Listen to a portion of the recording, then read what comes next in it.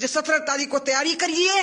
अगर किसान आंदोलन से सरकार मुक्त नहीं कराती है किसानों से दिल्ली को, तो फिर से जाफराबाद राजनीतिवादी बनाएगी और फिर से जाफराबाद राजनीतिवादी बनाएगी और फिर से जाफराबाद राजनीतिवादी बनाएगी और जो होगा उसकी जिम्मेदार केंद्र और राज्य सरकार होगी। कि जब आप आएंगे तो जहां गटर के ढक्कन खुले हुए हैं तो मिलेंगे आप कहीं और से। तो ये रागिनी तिवारी के लिए ये मैसेज है, जो भी आएगा उसके लिए ये।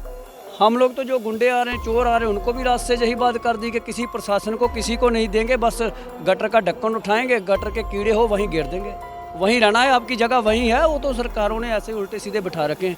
तो सब गंदगी जो है भारत से अभी साफ करने आए, साफ करके जाएंगे।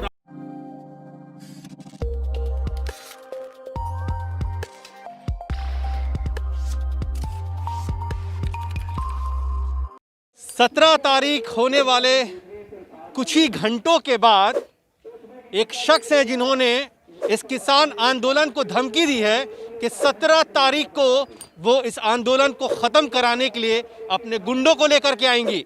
और वो सिर्फ किसानों को ये चेतावनी नहीं दी है, बल्कि मोदी सरकार को भी चेतावनी दी है कि हम इस किसान आंदोलन को जाफराबाद बना देंगे अगर किसानों ने इस जगह को खाली नहीं किया। क्या नाम है आपका, कहाँ से हैं आप? अमरजीत सिंह गुरुद्वारी नाम है, डेरा बाबा नानक गुरदासपुर तो है। अच्छा, गुरदासपुर से आप आए हैं। 21 दिन हो गए हैं, 21 दिन से ये जो किसान हैं यहाँ पे अपना आंदोलन कर रहे हैं, शांतिपूर्वक वो भी। लेकिन ये बताइए, एक वीडियो वायरल हो रहा है रागिनी तिवारी का, आपने देखा है वो?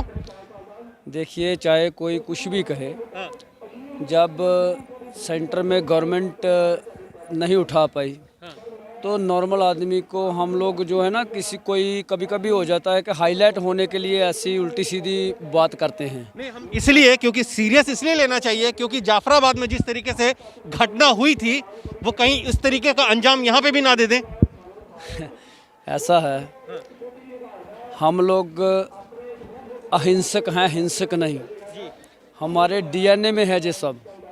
और जिन लोगों ने एक जनेऊ को बचाने के लिए, जिनके गुरु पिता ने अपनी शहादत दी हो, जिनके गुरु पिता ने अपने 4-4 बच्चे कुर्बान किए हों, उनको धमकी देने से पहले उन गुरु पिताओं के आगे चेले जो शीश का जो है अपनी तली के ऊपर टिका के जंग मैदान में उतरते रहे। सबसे पहले हम ये जानना चाहता हूँ उनको क्या मैसेज देना चाह रहे हैं आप? उनको क्या मैसेज देंगे आप? उनको मैसेज ये देना चाहेंगे कि जब आप आएंगे तो जहां गटर के ढक्कन खुले हुए हैं तो मिलेंगे आप कहीं और से।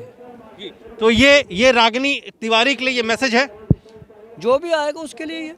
हम लोग तो जो गुंडे आ रहे हैं, चोर आ रहे हैं, उनको भी रास्ते से यही बात कर दी कि किसी प्रशासन को किसी को नहीं देंगे, बस गटर का ढक्कन उठाएंगे, गटर के कीड़े हो वहीं गिर देंगे, वहीं रहना है, आपकी जगह वहीं है। वो तो सरकारों ने ऐसे उल्टे सीधे बिठा रखे हैं। तो सब गंदगी जो है भारत से अभी साफ करने आए, साफ करके जाएंगे। तो रागिनी तिवारी ने धमकी दी, आपको डर नहीं लग रहा है यहाँ पे? अरे जब गजनी जैसों से नहीं डरे तो रागिनी तिवारी केस खेत की मूली है। वो हम नहीं जानते वो कौन है, क्या है। हम तो ये जानते हैं कि जब आएंगे प्यार से बात करेंगे, मानेंगे तो ठीक, नहीं तो नगारे चोट लगने के बाद हम नहीं देखते आगे कौन है कौन नहीं। फिर जैसे कोई भाषा में बात करता है उसी भाषा में रिप्लाई दी जाती है। लेकिन एक बात सवाल है कि अगर आपके पक्ष में कोई इस तरीके की बातें करता तो वो कहीं ना कहीं देशद्रोही हो जाता, आतंकवादी हो जाता, पुलिस उठा करके उसे लेके चली जाती। लेकिन रागिनी तिवारी का हर जगह जो है वीडियो वायरल हो रहा है, सरकार उसके खिलाफ कोई कड़क एक्शन नहीं ले रही है। क्या वजह है आखिर? सरकार कौन सी है, कौन सी सरकार है बताइए? जिसको अबानियों अडानियों ने हाईजैक कर रखा है, किडनैप कर रखा है, वो क्या बोलेंगे? हम तो उनको छुड़वाने आए हैं। हम तो अबानियों अडानियों से मोदी को छुड़वाने के लिए आ रखे हैं। हम लोगों को कानून का नाम तो खुद रद्द करवा लेंगे। हम तो पहले इनको तो छुड़वा लें जिनको हाईजैक किया हुआ है, किडनैप किया हुआ है, फिर आगे देखेंगे। फिर आगे देखेंगे क्या होगा। तो देखिए, 21 दिन हो गए हैं, आपको क्या लगता है कि आपको इंसाफ मिलेगा या आप लोग डटे रहेंगे? जब सत्य पे जाना हो ना तो सीढ़ी का इस्तेमाल किया जाता है। तो अभी आपने देखा है, जो सरकार पहले बात करने के लिए तैयार नहीं थी, फिर बात करने के लिए उनके मिनिस्टर्स भी आए, फिर उन्होंने अपनी गलतियां भी मानी कि हाँ जो कानून बना है उसमें गलतियां हैं, हम संशोधन कर देते हैं। तो सब ठीक है, लेकिन ये तो कहा जा रहा है ना कि भाई उसमें हम हस्तक्षेप आपका हो सकता है, लेकिन हम कानून को सिरे से हम ख़त्म नहीं कर सकते, खारिज नहीं कर सकते। सब कुछ होगा, समा आने दीजिए, सब कुछ होगा।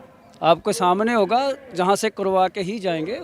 हमारा तो जो बोला कोई हमारा हठ नहीं है, जिद नहीं है, ये जो सच्चाई है वो है। सच्चाई के पक्ष में लड़ रहे हैं, सच्चाई के लिए लड़ रहे हैं, और जो कानून गलत है उसको कैंसिल करवा के जाएंगे, रद्द करवा के जाएंगे। वरना इसका अंजाम जो है कि मत सोचेगा।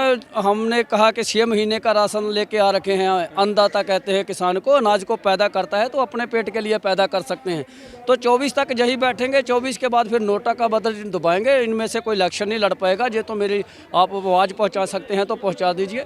आगे वाली इलेक्शनों में कहीं भी किसी को वोट नहीं गिरेगा, सिर्फ नोटा का बटन दबाया जाएगा। एज पर रूल जो सिद्धांत है उसके मुताबिक अगर नोटा का बटन 15% दबा दिया जाए तो फिर कोई इलेक्शन नहीं लड़ सकता।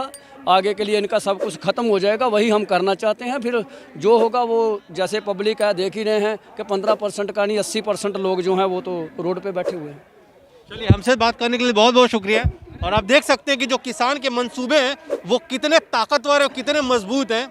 उन्होंने यही कहा कि सरकार अगर हमारी बात नहीं मानेगी तब तक ये आंदोलन इसी तरीके से इसी सड़कों पे चलता रहेगा।